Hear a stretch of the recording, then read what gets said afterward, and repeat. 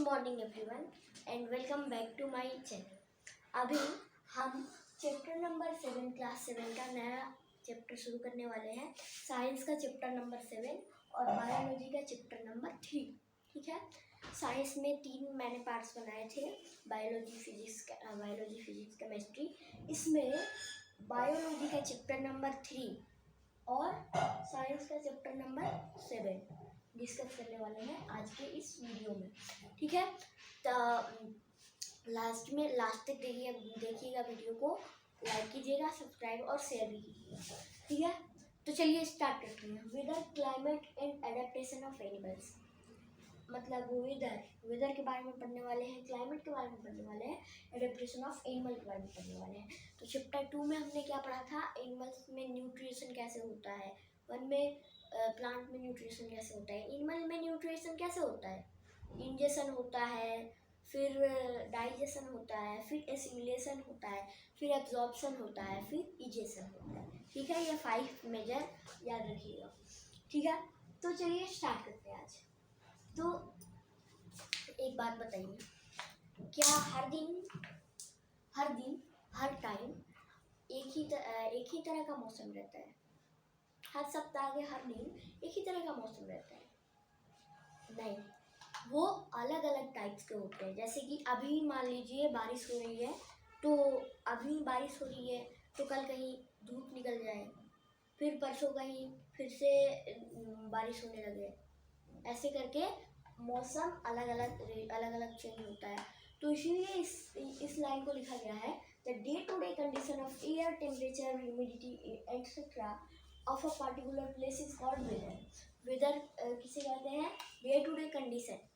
मतलब वेदर किसे कहते हैं? टेम्परेचर, कंडीशन ऑफ एयर, इन सब का डे टू डे कंडीशन जो होता है उसे कहते हैं वेदर। जैसे कि अभी धूप है, फिर कल बारिश होगा, लेकिन फिर भी अगर गर्मी हो रही है तो गर्मी ही होगा, कोई भी मौसम आ जाए। तो क्लाइमेट क्या होता है? मतलब क्लाइमेट का अभी तो लिखा नहीं है मैंने, क्योंकि क्लाइमेट हम अभी नेक्स्ट टॉपिक में करेंगे। अभी जनरल आइडिया दे दे रहा हूँ। क्लाइमेट क्या होता है? लॉन्ग पीरियड तक, बहुत सारे लॉन्ग पीरियड तक, मतलब 1 महीना, 25 साल, मतलब ऐसे कह सकते हैं कि जैसे मान लीजिए ज़्यादातर उस सिटी में ज़्यादातर कैसा मौसम रहता है। जैसे कि किसी सिटी में अगर मानसून ज़्यादा रहता है तो उसे बोलेंगे उसका क्लाइमेट मानसूनी क्लाइमेट है, ऐसे। ठीक है, तो विदर का डिस्कस किया। The way day to day condition of air temperature, humidity etcetera of a particular place is called weather. Weather क्या होता है? डे टू डे कंडीशन, इसका एयर का, टेम्परेचर का, ह्यूमिडिटी का, रेनफॉल का, इन सब का डे टू डे जो कंडीशन होता है डे टू डे, उसे क्या कहते हैं? वेदर कहते हैं। ठीक है, अब नेक्स्ट क्या होता है? Elements of weather. ठीक है, एलिमेंट्स ऑफ वेदर ये सब क्या होते हैं? वेदर के लिए बहुत सारे फैक्टर इफेक्ट करते हैं वेदर। जैसे कि मान लीजिए अगर हवा चलेगी तो ये समझ लीजिए, ये देखिए, ये मान लीजिए ये क्या हो गया? बादल हो गया। अब जो हवा चलेगी, तेज हवा चलेगी, विंड की कंडीशन ज़्यादा होगी, तो ये इस बादल को इधर लेकर जाएगा। और यहाँ पे गर्मी हो रही है तो मान लीजिए यहाँ पे अगर आ गया बादल, तो वहाँ पे क्या होगी? रेन होगी। इसलिए कुछ फैक्टर इफेक्ट करते हैं वेदर को कॉज करते हैं कुछ फैक्टर्स।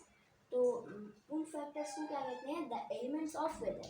इसको रीड कर लेते हैं। The factor of a weather are called the elements of the weather.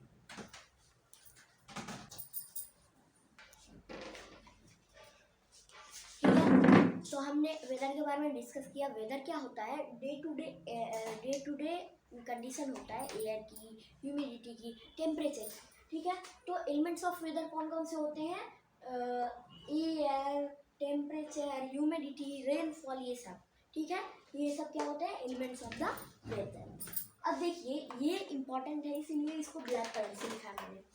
The daily condition of weather is reported in newspaper, media, etc. These reports are called weather reports. आपने देखा होगा news में, newspapers में, इन सब में क्या होता है? वेदर कंडीशन को रिपोर्ट किया जाता है। रिपोर्ट किया जाता है कैसे, इस तरह से, थोड़ा थोड़ा इस तरह से होता है। वहाँ पे लिखा होता है, सबसे ऊपर लिखा होता है वेदर, उसके बाद ये वेदर कंडीशन दिखाता है। देखिए मतलब न्यूज़पेपर और मीडिया ये सब क्या है, ये सब है एक मीडियम जिससे हमें इंफॉर्मेशन मिलती है। ये सोशल साइंस का है, लेकिन थोड़ा थोड़ा बता दे रहा हूँ साइंस में, ठीक है। तो उसमें क्या होता है, वो दोनों मीडियम होते हैं, इसलिए वो हमें इंफॉर्मेशन देते हैं। वो प्राइमरी मीडियम नहीं होते हैं, सेकेंडरी मीडियम होते हैं, क्योंकि हमें वहाँ से तो पता नहीं चलता है ना, देख के तो पता नहीं चलता है कि अभी बारिश होने वाला है पहले से।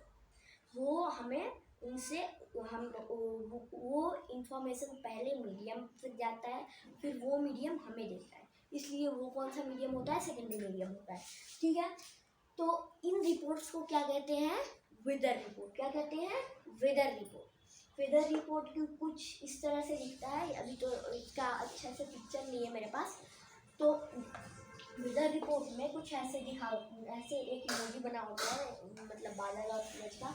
फिर जहाँ पे यहाँ पे लिखा है 16/10/2022 का टेम्परेचर कितना है, 30 डिग्री सेल्सियस। सनराइज पे 16 डिग्री क्लाउडी, सनसेट पे 90 डिग्री रेन, नाइट पे 12 डिग्री सेल्सियस विंडी। ये सब बहुत कुछ लिखा होता है वेदर पे। अब आप सोच रहे होंगे कि इन वेदर रिपोर्ट्स को बनाता कौन है, कौन बनाता है वेदर रिपोर्ट को। वेदर रिपोर्ट को कौन बनाता है, वो खुद से तो बन के तो आते नहीं है। तो यहाँ पे आपका आंसर लिखा हुआ है, the weather report are prepared by the meteorological department of the government. Government की जो मीटियोरोलॉजिकल डिपार्टमेंट होती है, ये बड़ा वर्ड है, कीवर्ड है, कीवर्ड को अंडरलाइन कर लीजिएगा। ये क्या है, कीवर्ड है, इसको अंडरलाइन कर लीजिएगा।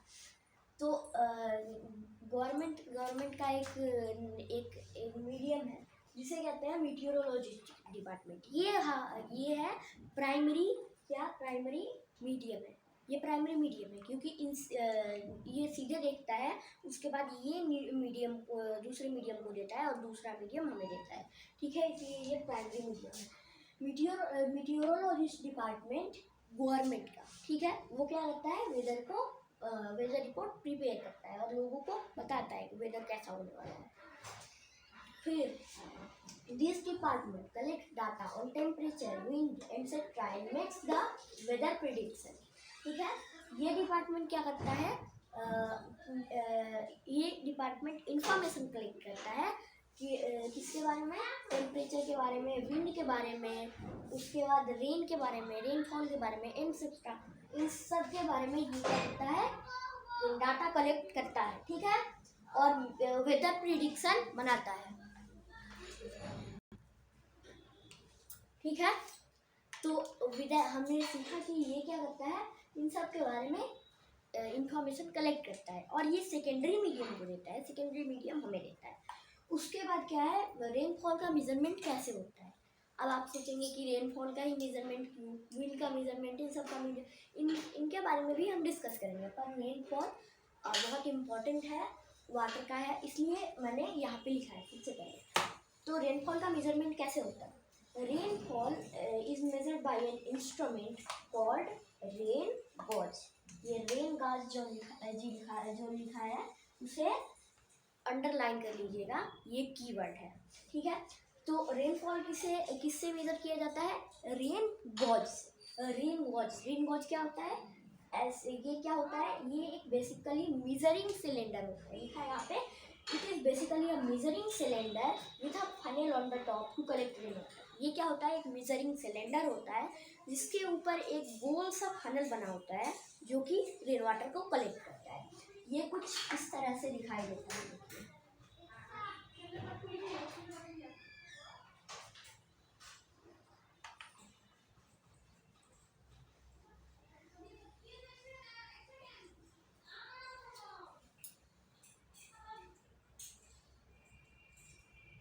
ये आपको दिख रहा होगा, ये बहुत लंबा होता है, इतना छोटा तो होता नहीं है, देखिए। और ये किससे अटैच होता है, दो आयरन स्टैंड से अटैच होता है, यहाँ पे एक यहाँ पे, ठीक है, और एक पीछे, ऐसे करके ये स्टैंड से जुड़ा हुआ होता है। और यहाँ पे कुछ मेजरिंग यूनिट दिए होते हैं कि कहाँ तक रेन वाटर आया है, कितना मिलीलीटर तक, कितना मिलीलीटर तक नहीं, कितना किलो मिलीलीटर तक आया है, इसमें किलो मिलीलीटर से देखिए। अब मान लीजिए कि ये रेन वॉज में बारिश हुई तो पानी क्या होगा, भरेगा। पानी को हम ब्लू कलर से बनाएंगे, पानी भरेगा। तो मान लीजिए पानी कहाँ तक भरा है, यहाँ तक भरा, यहाँ तक पानी भरा है, ठीक है, यहाँ तक पानी भरा है।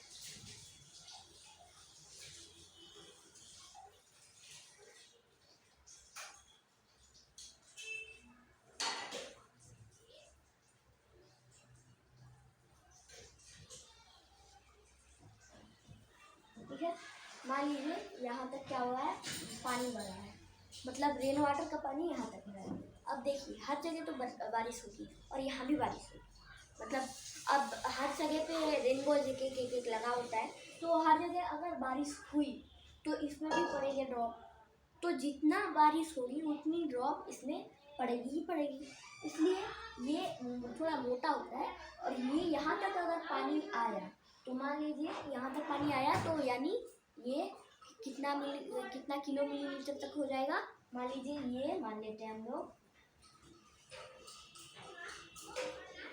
110 किलो मिलीलीटर तक मान लेते हैं ये पानी रेन वाटर आ, ठीक है।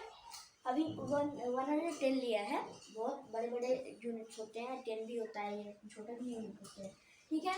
तो जब इनको पता चलता है कि किसे पता चलता है, मीटीरियोलॉजिस्ट डिपार्टमेंट को पता चलता है, तो ये विजर में लिख देते हैं, विजर रिपोर्ट में 110 किलो मिलीलीटर बारिश हुई, ठीक है, हुई है और होगी, ऐसे करके लिख देते हैं, ठीक है। तो हमने आज की इस सेशन में बहुत सारे टॉपिक्स को डिस्कस किया है। तब तक के लिए thank you, have a nice day. हमारे वीडियो को लाइक कीजिएगा, सब्सक्राइब शेयर। मिलते हैं नेक्स्ट वीडियो के साथ, जिसमें हम वेदर के बारे में थोड़ा और डिस्कस करेंगे। Bye bye, thank you, have a nice day.